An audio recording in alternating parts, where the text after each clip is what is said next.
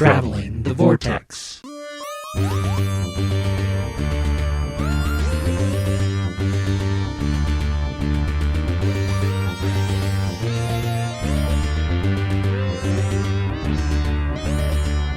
We've joined the Master as he travels the Vortex and arrived at episode number 469. I'm Keith.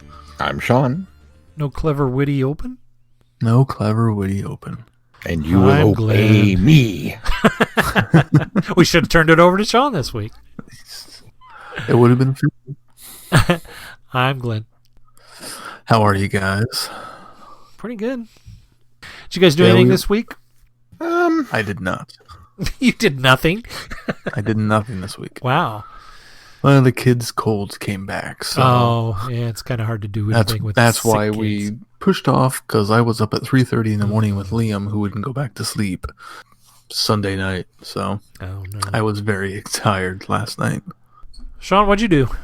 We did some, we went out and took a very nice kind of walksies last week. We were going to go to Baldwin for the Maple Leaf Festival, which wasn't really a Maple Leaf Festival because, well, there are no festivals right now. I mean, it's COVID. Come on. But we thought, well, we'll go look at the maple leaves. But then it was so blasted windy on Saturday. Oh, I know. It was terrible. We kind of thought, well, there won't be any leaves left. So we just went to the park and even still had a few times where we thought maybe Shy was going to blow away. To quote the book we're currently reading, it was rather blustery of a day. But we got some leaves and came back and did leaf rubbings. I saw where that. you color over them with the crayons. And so that was fun, just kind of an old school childhood memory resurgence. I had not done that since I was a kid, and I saw that on your Facebook feed, and I thought, or maybe it was Mel's, but I saw that and I thought, why did I never do that with my kids? It was kind of fun. Good. Well, yeah. They're old enough now you'd get pretty ones. No, they're old enough now that they would look at me and go, "Really, Dad?" We had fun. Oh, I'm sure it would be a blast, but getting them to do it and getting them involved—that's the challenge. I've even come to the conclusion that I'm buying up coloring books anytime I see them. Planning on having an adult coloring party at some point, just because I get so much enjoyment out of it whenever I do it with Shy that it's like I'm just going to invite my friends over. I got Captain America. I got we're all set. I got coloring books galore. I've got the Doctor Who one. I think I'd have that one. I can't bring myself to actually color in that one. Yeah, I know. I put it on the printer and make copies anytime I want to go to that one because I want to color, but I'm an adult. So did that, and then we since it was so kind of cold, we made a big pot of chili and watched Harry Potter pretty much all day on Sunday. So we got through the first 3. Wow! And just decided, we're just going to keep going. We're going to eventually sit down and watch the terrible 4th one. Yeah. But go back through and just have fun with that. I even though we've decided that we don't typically do this for the animated ones, I picked up the Faceless Ones Target novelization and started it. So I wanted to compare it to at least for my own satisfaction, to compare it to the DVD when we review it next week. So, all right, well, should we move on to news? Lots of news this week. There was lots of news. Big Finish announced a new box set called The War Doctor Begins.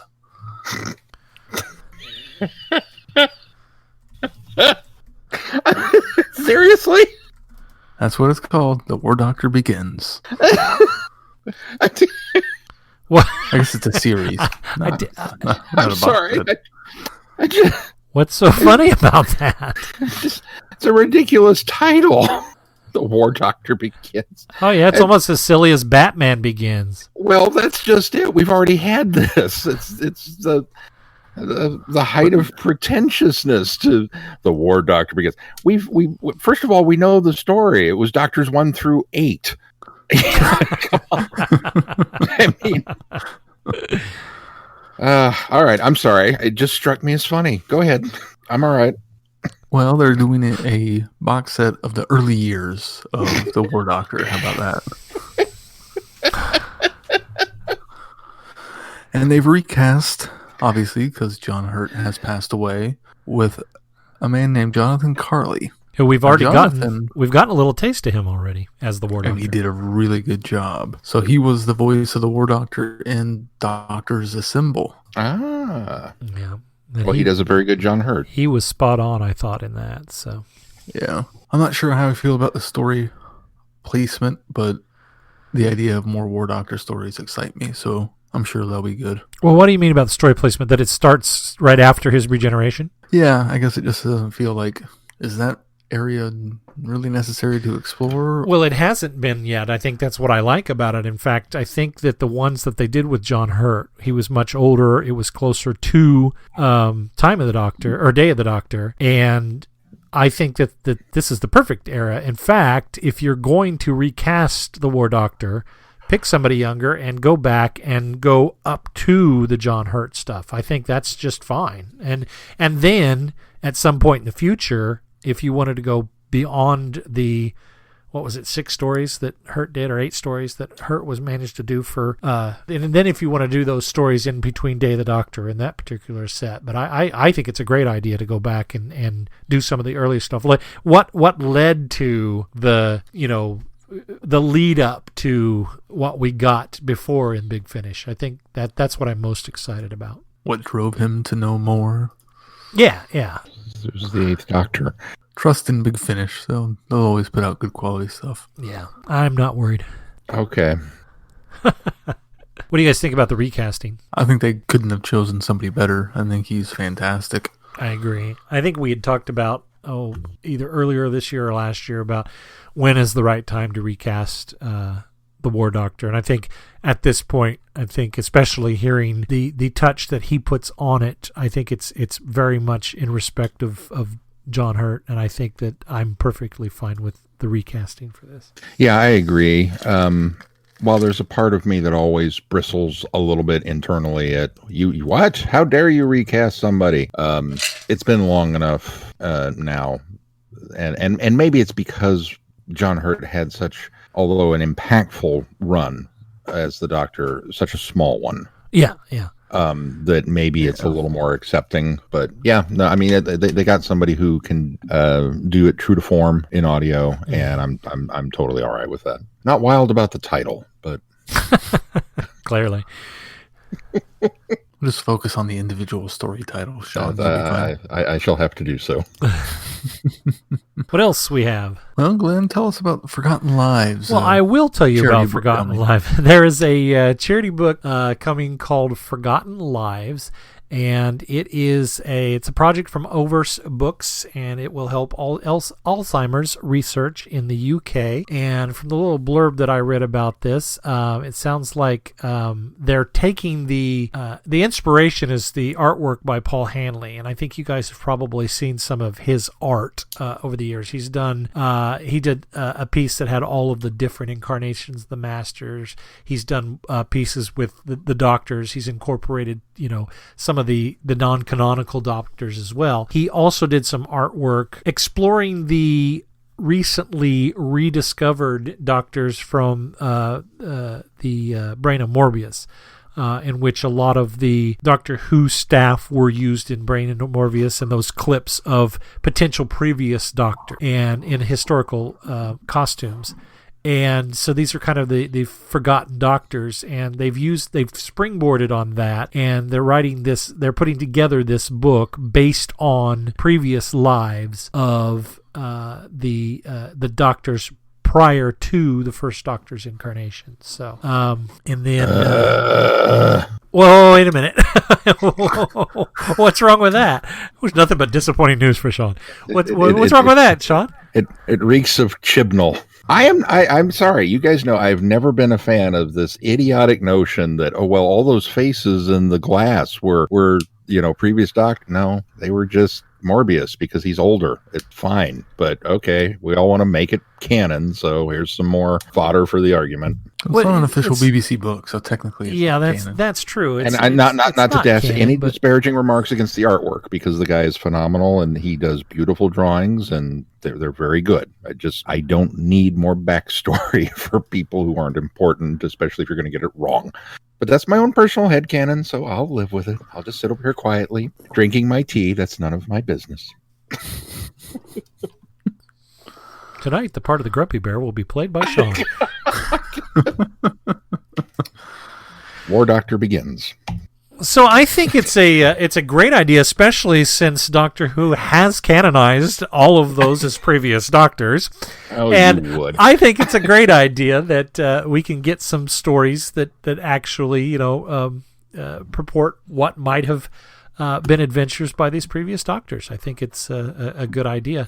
I think that there are several people lined up to write stories. They've named a few of the authors. I don't know any of these people. Simon Butcher Jones, Kara Dennison, Paul Driscoll. That sounds familiar. Andrew Hinckley. But they're expecting to publish this book late in 2020, and which I think is kind of interesting that they haven't done a lot of details on this, but it sounds like the book's probably already pretty close to done if they're going to publish it before the end of the year. I think it's cool that it's also for a charity. Yes, that's the most important thing, is it'll be raising money for Alzheimer's research. That I have zero problems with. That is a noble endeavor. I'd hope not. We'll keep an eye out for that, and Keith and I will review that on the show.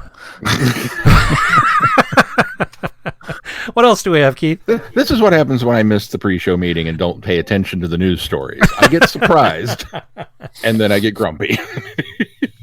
Is it the surprise that is making you grumpy, or the content? Man. Both. No, Okay. I don't mind surprises. Let me rephrase. I don't mind good surprises.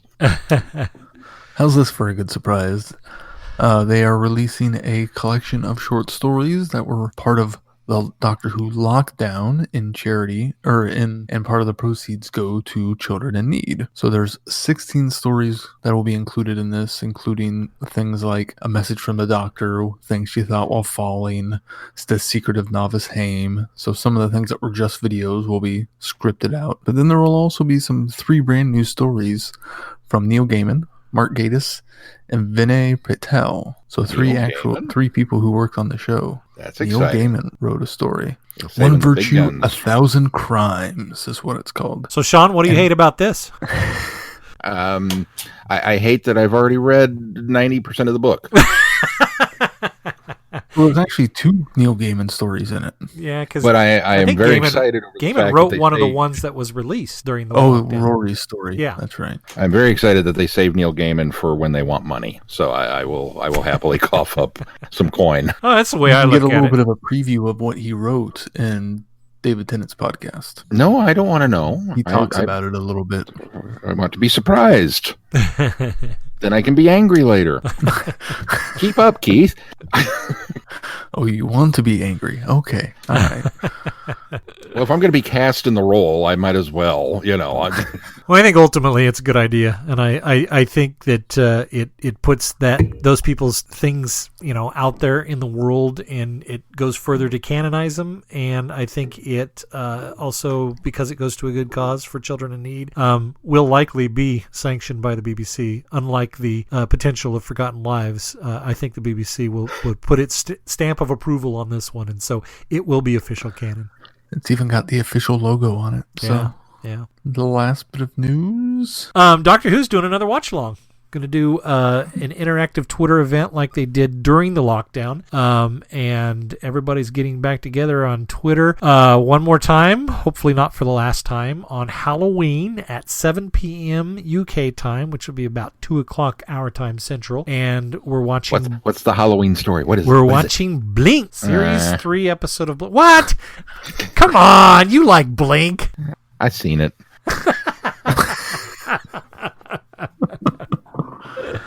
I can't think of a more apt episode of Doctor Who to watch on Halloween. No, I kid. It's of course wonderful. I mean, It's the most it's no horror of Halloween Fang Rock, episode? but it's no Brain of Morbius. With those multiple It's no incarnations of the Family of Doctor. Blood, but They haven't announced yet if any stars of the series will be joining along in the tweet along, but I think there's always a chance since a lot of them pitched in for a lot of the lockdown events. So we shall see in the next few weeks. I think that does it for news. All right, shall we move on to our reviews? Let's move on to our reviews. First set is Tales of the Dark Times, episode 1 and 2. And I think this is one that kind of slipped past our radar early on in planning this. These are actually 2 stories that you can get if you have the Doctor Who Comic Maker app on either iOS or Android. The Comic Maker app, just a brief description, is pretty much how it's described. You can download packs that have various doctors and like the TARDIS and different scenes and backgrounds, and you can build your own comic. And each of the packs that you buy that contain doctors and images from Doctor Who, they're very cartoon-like, but doctors and images, each pack comes with its own individual comic that the makers of this app have put together. And in conjunction with Time Lord Victorious event, they have added 2 downloads of comics that they've created inside the app that go along with this event. So the first one is, as I said, Tales of the Dark Times, episode 1, and it features the 10th Doctor and Brian the Ood. What do you guys think of these? It's kind of difficult to review these in such a way because they're really just kind of simplistic, fun little jaunts. They're more like comic strips than Yeah, comics. yeah. It kind of reminds me of comic strips you would find in the back of like a magazine that have a very simple story. I think it was IDW did this when they had the Doctor Who license. At the back of their magazines, they always had kind of a more lighthearted, more cartoony story at the end. And while I think Rose the cat or something. Yeah. I don't think that these particular stories are necessarily, I mean, they're a little more lighthearted, I think, and I don't know even if lighthearted. They're a little more saccharine, I guess I should say, than I think some of the material we've been reading. But they're not, funny, whimsical ones like those, but they still kind of strike that feeling with me. Yeah, they definitely have the same feel. No, honestly, I was kind of reminded of the TV strips. What were they called, Glenn? The ones that the first Doctor and second Doctor were ones. Oh, you talking about the ones in the Action and TV and 21 TV 21 comics? Are those the ones you're talking about? Okay. Yeah, kind of similar to that, I think. Yeah, maybe so, with more of a simplistic style too, but yeah. I can see where you're coming from. There's not a lot to this first one. The Doctor, 10th Doctor, already in Time Lord robes, so I'm not sure we know where this exactly is placed. I think it's after the events of the book, obviously, but could be between this book and the next book that's coming out, or could be set during maybe the first part of the next book. But it's not real clear when it is, but the Doctor's been kind of standing alone in the desert, spiraling further into his self-induced breakdown. Yeah. And although I get the impression that these little things that the Doctor can see that Brian necessarily can't are some sort of parasite entity that is feeding on the Doctor. Did you guys not get that as well? I think that's reading a little bit more into it than I did. You think so? The only reason I say that is because Brian does take his little takes Mr. Ball and zaps them, and so that makes me wonder if maybe they are a real manifestation and not something that's necessarily in the Time Lord's mind. Well, I think they probably are true. They are real, but I didn't get the impression that they were zapping his life or... Oh, you don't think they were feeding on him? You think Brian was just using that as maybe a metaphor or something? Yeah. Oh, okay. I suspect if we wanted to read more into this than probably what's actually here, the entity, I took the entities as real, and that the Doctor saw them as, oh look, they're great, they're things of good, and Brian saw them for what they actually were, yes, which were these that's energy vampire things. But I wonder maybe if we wanted to read a little more into that, maybe it's because there's a part of the Doctor's psyche that has recognized that he's gone off the deep end, and as it were, and that he's so desperate to now find something good that he completely overlooks the truth of these things. He doesn't see them for their true nature because he's only focused on the part of them that's like, yes, I'm going to do some good. Yes. Even though in his mind, he's been doing good all along by wiping people out. Right. No, I completely agree with you, Sean. I think that maybe there is that side of it that plays to that.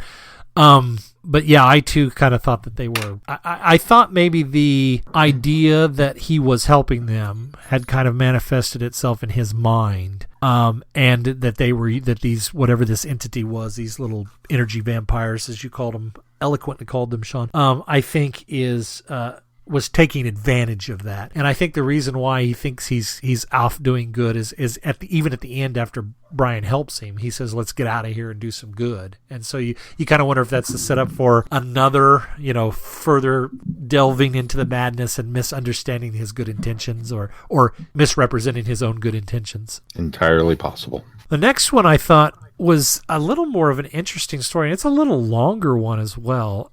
Yeah, it was. There's a lot of setup here for something that isn't really so much... we don't know too much about the Daleks and what's going on. The only piece of the Daleks I believe we've gotten so far is the story in the Titan comics at the beginning of all this, with some of the setup.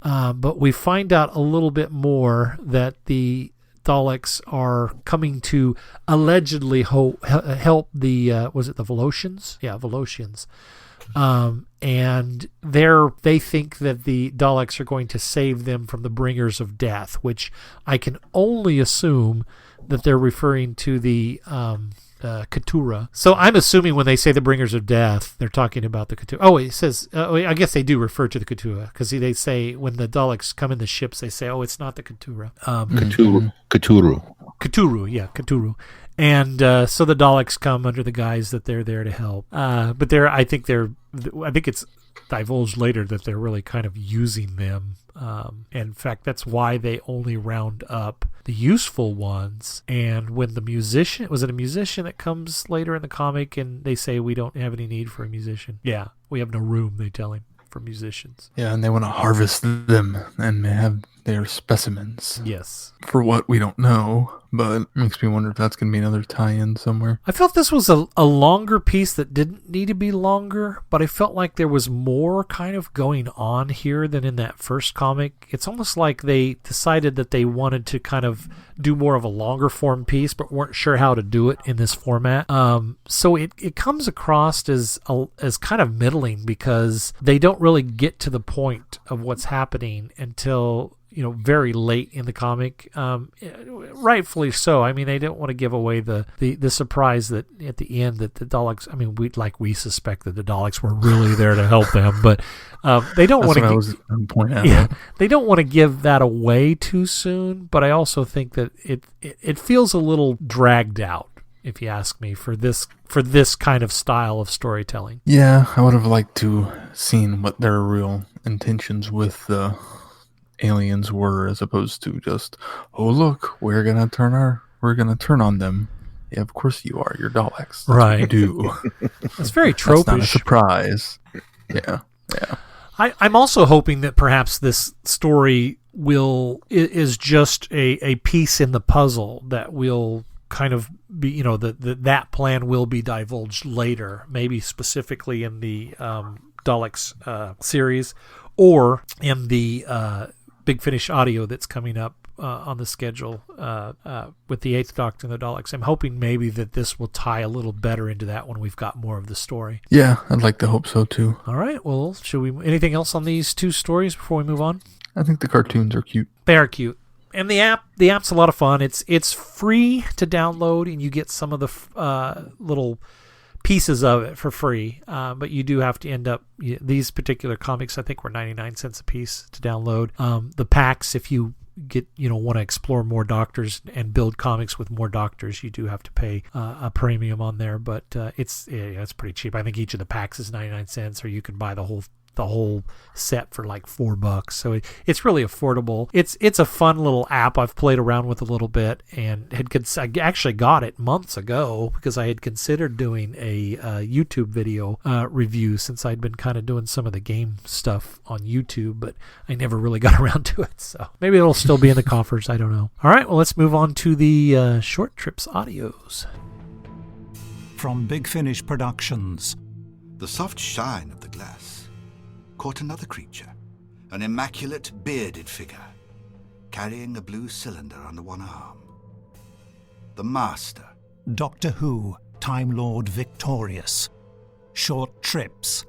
Master Thief. You had the most glowing recommendation, she told him. The Advocate General is a good friend. He demurred. In fact, the Master had met the old woman just once, for all of 5 minutes. She recommended you, too. I mean, the repository. Your personal service. Turning a corner, 2 guards stood in his way. They raised their weapons as the Master raised his. Their screams reverberated down the dark passageway. More guards came running to intercept, but he cut them down without mercy. You will obey me. Lesser Evils. Death descended on the planet Alexis, one bright and crisp, clear morning. The Cthulhu now bent and placed her hands on top of the dense litter of the forest floor. The creatures of and in the ground were drawn to her warmth and power. They came to her voluntarily. She brushed the carapace of a tiny globular bug and constrained it to a lifespan of weeks. A most intriguing species, said the man in black velvet. The woman didn't flinch, but incredibly, she hadn't known he was there. I take it, he said agreeably, eyes now on the woman, that I have the pleasure of addressing the due representative of the all-hallowed Cthulhu. I am your humble servant. He bowed, though there was something playful, insincere in his movement. Did he dare to mock her? Now that I have your attention... Big Finish. We love stories. Dun, dun, dun. Oh, he gets a dun dun dun from Sean. I enjoyed this one too. I liked it. I don't know what the tie-in to the bigger narrative is. There's the story's really good. It's very much feels like a Roger Delgado's Master story. It really feels in line with the character that was developed on screen in the 1970s during that era. I think that the actor, and I can't remember his name, the guy that performs it, John Colshaw? No, Colshaw, is that his name? Yeah. He does, he does both Delgato and Ainley's doctors very, very well, very convincingly well. So I was very pleased with that as well. Again, I don't know where, in respect to Time Lord Victorious, this one doesn't really feel like it sets in as well, or why this story ties in. I think Lesser Evils is a lot more obvious how it ties to the larger narrative, but this one I had a little trouble, and maybe that was the problem I had with it. Is I was maybe not as invested in the story. It's a good story. I liked it a lot, but I don't think I was as invested because I kept looking for the tie, and I kept feeling very confused. What was going on here and what was happening. Specifically, I mean, I knew exactly what was happening, but specifically why. Does that make sense? Yeah, the continuous looking for the connection. Yeah. Yeah. And I don't think there is one so much in this story as it ties to the next story, which then ties to Time Lord Victorious. Well, so I think it's kind of a daisy chain effect. And maybe you guys can help me out and explain how this story ties to Lesser Evils. Well, I think what I took away from it is the alien species in Lesser Evils is a further step from the goo in this story. Like, it's all the same species. So the goo evolves into these 6-armed things that later evolve into the guards and the people that were on the vault. Yeah, that's what I took away from it. Okay. I missed that altogether. Could work. I don't see that, but I guess that could work. It certainly creates a tie between the two stories, because I didn't think there was, other than the fact that the Master was in both of them. I really didn't see how anything from... Oh, I'm completely blanking on the name of this story now. Master Thief was this one. Master Thief, thank you.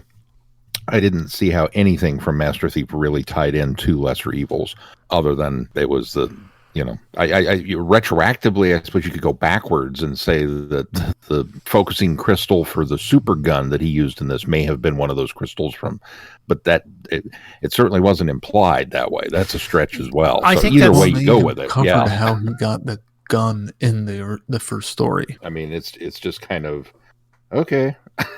I almost need to go back through and re-listen to Master Thief just to verify that, because they talk about the planet in this other one, and I don't know if I remember hearing the name, but in Lesser Evils, at the very end, there's a reference to him setting up his own demise or something like that, which made me think, he inadvertently furthered their telepathic abilities, which then caused in the future when he's at the repository to everything that happened because of this future incarnation of what he did with the Katura. Okay. That works for me, actually. And now that you said I was struggling with the same thing that Sean was saying, was there was no obvious connection to me. But until you pointed that out, you're right. He does mention about setting up his own demise in the end of this. And I wonder if that's the hint that's supposed to drive you back to the idea that is him affecting an earlier incarnation of himself indirectly. Okay, I like that. If in fact that's where they were going, and that's how they were using it. I wish they had maybe wish they had been clearer about it. Well, I wish they had described, if that is the case, I wish they had described the group that was on the vault as either six-armed or, they obviously, the connection for the primordial ooze that had this psychic ability that was, had become latent in the generations later. They both shared that. You're right. The ooze and these six-armed, I can't remember what they called them, but the six-armed creatures of the planet that they're on in lesser evils both have a psychic ability, so I suppose that there's a connection there. I'm a little better with that if that's where they were going with it. They're both good in themselves. They're both good stories. They're both very interesting stories. But I kept feeling like I was pulled out of them trying to make those connections. And I wonder if that's one of those instances where we're going to get another piece of the puzzle later that comes earlier, or if there will be some sort of retroactively explaining this is what this deal was, because we know that you were confused, but we just wanted to tell this story. You know what I mean? Right. Because we do not, my brain, I guess jumping ahead a little bit, but with Lesser Evils, my brain kept trying to place this as the master after he was stranded on Planet of the Cheetah People, even though obviously he's in the dark times in order to meet the Cthulhu woman. So there's no way that works unless something happens to him later that throws him back into time. Well, There's a reference that he's been banished by his own people. Yeah. To this planet. There's something that has happened there, and we don't know what it is. So my feverish brain kept trying to fill in that blank that wasn't there. I kind of agree with Glenn. It was almost enough to pull you out of it.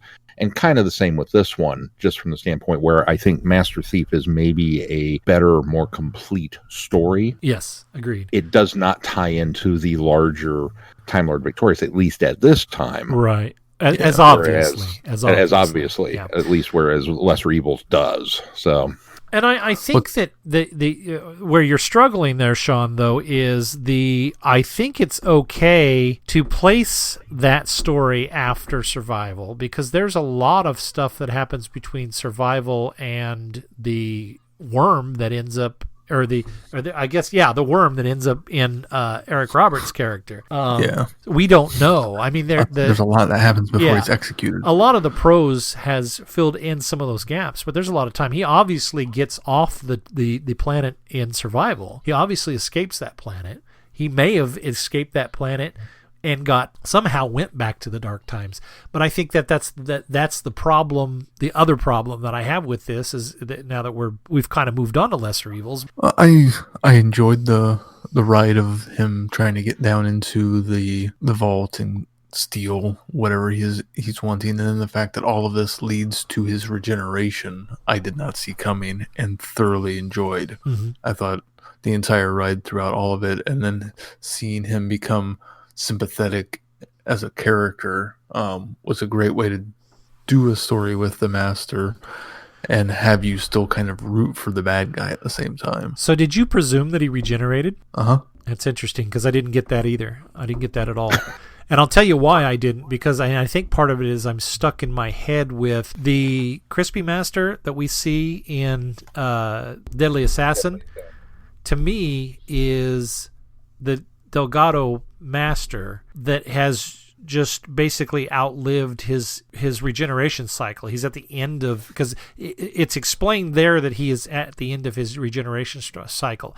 I don't know that we get that information in Doctor Who proper, that Roger Delgado is on his last regeneration, but we know Crispy Master is. And so my thought was that there was no regeneration between Delgado and I wish I could remember the actor who played him in that. It wasn't Jeffrey Beavers yet. It was the previous guy. But anyway, I've always assumed they were the same, so I guess I never placed a regeneration in there, and nothing in here implied that he was going to regenerate. What it was implied was that he was going to forget everything. And so I never got that he was dying. I just got that he was forgetting everything, and so that was why he recorded that to himself. Peter Pratt was the one you're thinking of. Thank you, Peter Pratt. Yes, thank you. The implication I was getting was that he was dying, and knowing that he would regenerate was why he wouldn't necessarily remember. Okay, so that puts an incarnation between... And I never assumed that Delgado was Crispy. I got you. Okay. Yeah, I never did either. I don't remember if there was a piece of dialogue in there or not that indicated he was at his final regeneration and at near the end of life. Yeah, I don't think there is in Delgado's tenure, but there certainly was in... when Pratt took over. So right, yeah, that's what I mean. Is the whole crux of what's going on with Crispy. I mean, right, because he's trying to get a new regeneration cycle using the Sash of Rassilon and all that. But I don't remember if there was a specific line that the doctor flippantly gave him about, oh, you regenerated again. It went poorly, or I seem to remember that, but it's been long enough. I don't remember the details of that particular episode. But I'm with Keith. I've never assumed that Crispy Doctor was Delgado Doctor. I've always thought there was a regeneration in there somewhere. So that's a fault to me, and that's why I didn't see that as a regeneration moment. Well, and Sean, did you see it as regeneration? Yeah, I mean, he sets it up at the end when he's recording a message to himself, and there is a line in the story about regeneration is necessary. He doesn't come out and say that, but the narration, he's thinking that. Oh, I missed that too. That's just before he sets up and begins to record a message for himself saying, you won't remember because of this, but you're me, you're evil, you're powerful, you have to complete what I set out to do. Which is the other thing that makes me think that eventually we are going to get more to this story, because whatever it was that he stole from this very cool underwater vault obviously plays into a grander master plan of what he's up to. And so it would be kind of nice. I suspect they've pulled a Moffat, and they've maybe given us the beginning and the end of the Master's take on what's happening during Time Lord Victorious, but we haven't got any of the middle pieces yet. Okay. There was also some line once he sits up, and it was implied, the way they phrased it made it look like he was looking at somebody else, like the recording was of somebody else, not of who he is currently. There was something along those lines at the very, very end of the story that made me also think that it was regeneration. Yeah, for some reason that all just went past me. I didn't get any of that. I think that's all I had on Master Thief. I really enjoyed it from just the setup. Like I said, the vault itself. What a great idea. And I even, my headcanon goes a little bit further to indicate that, one of the security measures is that they can flood the tunnels or the vaults themselves since it's built under the water. I mean, I really went all out with the mental imagery of what this place was like. It's like, yeah, that'd be cool. And I like the fact that I'm a little disappointed that they we get this kind of grand weapon, the de-evolution gun. Ooh, that sounds cool. And they kind of build it up for us at the beginning, and then ultimately it's just a blam, and you're reduced to a pile of. It's like, wouldn't a regular gun have worked just as well? I mean, It realistically, wouldn't have the master's flair, though. right? But I mean, he already has a what is it? A Tissue decompression. decompressor. He's already got a cool gun. So, other than setting up the events of the story, I don't know that he needed this. It wasn't like he threatened somebody with it, and they were like, and then he used it on somebody else, and then they saw the horror of what this was going to do to them. That would have been a big impactful moment. But no, he just kind of starts blasting away, and with this very Dalek sound effect, and then he realizes his mistake that this is going to end badly for me because of what he learns. And I admire the security forces for like not panicking, and although, as they said, we're on lockdown because we cannot let any of the goop out because it would be detrimental to the rest of the society. And I kind of wonder how you evolve from that in the first place. I mean, if you're so, as a species, if you're so focused on feeding off the emotions and the energies of each other, how would you move on from there? It raised a lot of questions for me. I was like, oh, this is really deep. This is cool. And I know it's just a short trip, so we're only going to get an hour worth of this, and most of that's going to be taken up with the master. But this not is even quite really an hour. cool. I think they were like 40 minutes apiece. So there was a lot there that I thoroughly enjoyed the setup of this. And what sold it 100% was this guy's impression of Delgado. Mm-hmm. He just nailed it with how the cadence and the rhythm and the just the nature of the way that Delgado would speak. Mm-hmm. And the only thing missing was if the doctor had shown up and goes, "My dear doctor." That's the only thing we didn't get out of this. I was super impressed with this guy. Yeah, in fact, I'm at a point where if they wanted to recast the Delgado or the Ainley doctor or master with Colshaw, I'd be more than happy with that. Now, do we know, has that happened yet already, or because I was kind of under the impression that this is just the guy? But... Yeah, no, not officially. Now, Colshaw, he's the one that's doing the Brigadier now. I think Keith pointed that out a couple of weeks ago. He's also done imitations, a very passable imitation, while not in Big Finish, but in other materials as the Fourth Doctor. And I think there's somebody else that he does, but I can't remember right off the top of my... Yeah, Chameleon. He does Chameleon as well. So there's, he's obviously an impressionist and is very good at it. And it seems like every time that he's introduced one of his renditions of a Doctor Who character, it's been pretty darn spot on. So yeah, so when the Doctors assembled, he did the Third Doctor, Fourth Doctor, and Fifth Doctor. So there you go. So the other thing I wanted to point to is because I struggled so bad trying to tie this to the larger narrative of the Time Lord Victorious, I went out to find out what other people were saying about this. And one of the things that I came across a few times, which I thought was interesting, was a lot of people are presuming that perhaps that de-evolution gun is the same thing that the Cthulhu potentially used. That's where he got it from, was the Cthulhu during the Dark Times, and this was perhaps maybe used on the Hond, and that's why they are in the state that they are, because they're described as very primitive, nearly premortal beings. So I thought that was an interesting take on that. I mean, there's obviously nothing that confirms that, but I thought it was a neat headcanon thing. Yeah, that's cool. I can go with that. Yeah. It works to help connect it. Right. And anything that helps. I kind of wonder if maybe later on in this whole series we'll be able to point to it and go, aha, that's how that connects. I think that, at least I'm hopeful that's what happens. All right, let's move on to Lesser Evils. I enjoyed this one too. I liked, and again, solely based on how well he encapsulated Anthony Daniels. Mm-hmm. Yeah, and I don't think it's any secret that Anthony Ainley is kind of my master. Mm-hmm. Even though, well, technically, the first master I would have ever seen would have been ping pong ball master, with the eyes. But you can call him Crispy all you want. I will always refer to him as ping pong ball eye master.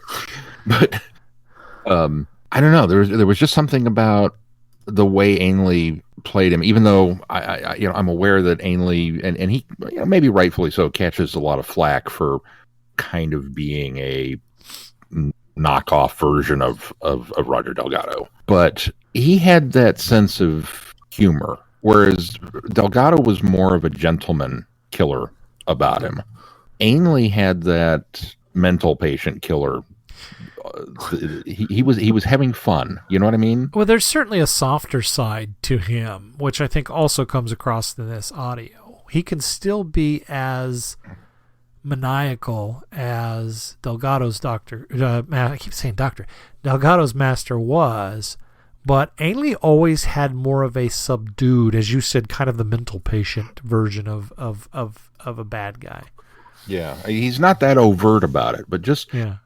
He was so much more playful, and when he would talk, and then suddenly he would start to laugh like he was privy to a joke that nobody else in the room had heard, or he would just think something was funny for no reason, and it was a very quiet as he chuckled to himself that nobody else was in on it. And this guy nailed it so fantastically in his conversation and how soft-spoken he was, even dealing with this Cthulhu woman and how much danger he's legitimately in.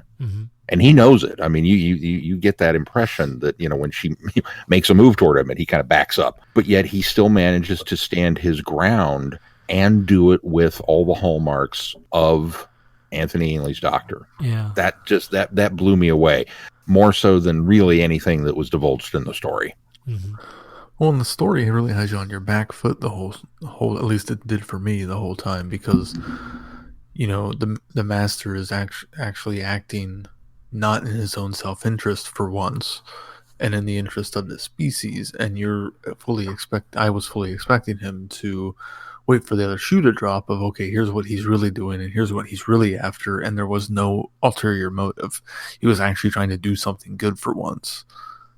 And it just makes you uneasy almost the entire time, waiting for him to reveal what his true plot was. Yeah, unlike the Daleks, when they are, oh, would you like some tea? And we're all going, nah, I don't buy it. The fact that he had been stranded on this planet for so long, and that the first of the, I kind of got the impression that they were these, I don't know, 6-armed orangutans maybe, or something, but this alien species, sloths.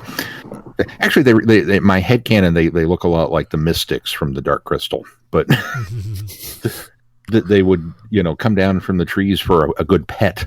And it was like, okay, so maybe there's something to it. Maybe he has softened to the point. Oh, nope, there it is. Okay, all right, good.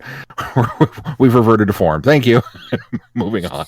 Maybe I gleaned too much out of this one. I assumed that we were meant to believe that it was out of the goodness of his heart that he was helping the species, but I also got the impression that his ultimate goal was to get one of these gems, and that's why they turned on him when they realized his true intentions, because they saw either into his future or his past or whatever it was. They used their latent psychic, or not latent, but their subdued psychic ability, because we get sort of that flash forward of something, and it's almost like it's a flash forward to something that he's intends to do, and he needed one of the gems to do that, and it ends up backfiring on me because he decides, obviously the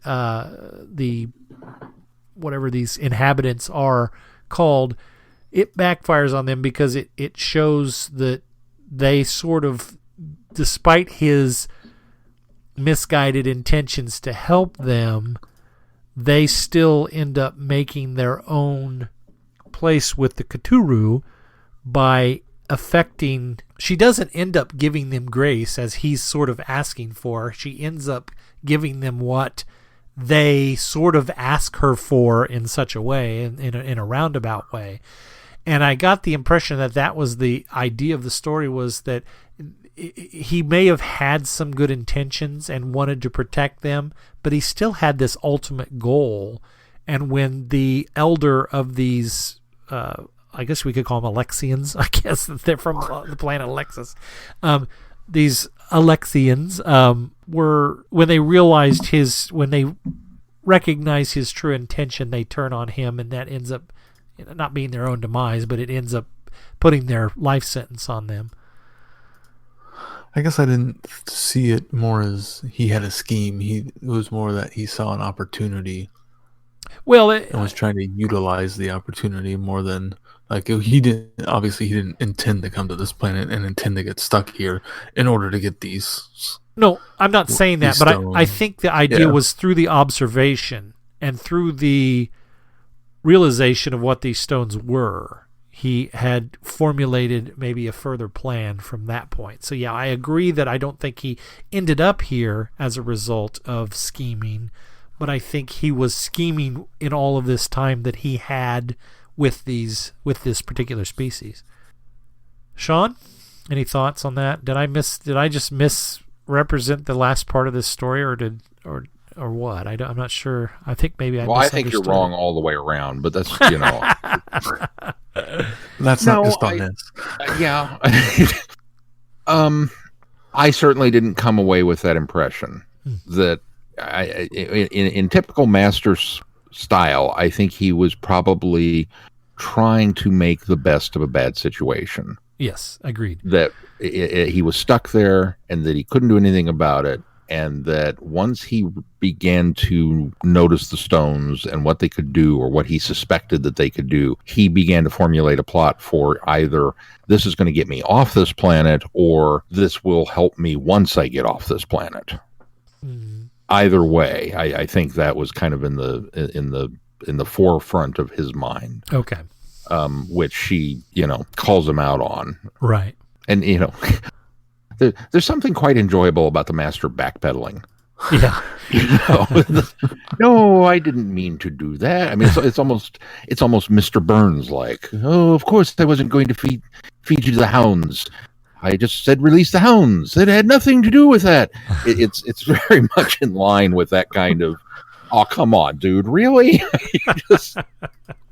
I certainly wouldn't. I can't undersell how good these two stories really are on their own. They're very enjoyable. Colshaw's performance of both Masters is masterful, and I think they're well written stories. They make you kind of think. They both have a bit of a twist at the end for each one of them, which I think plays into the strengths of the storytelling.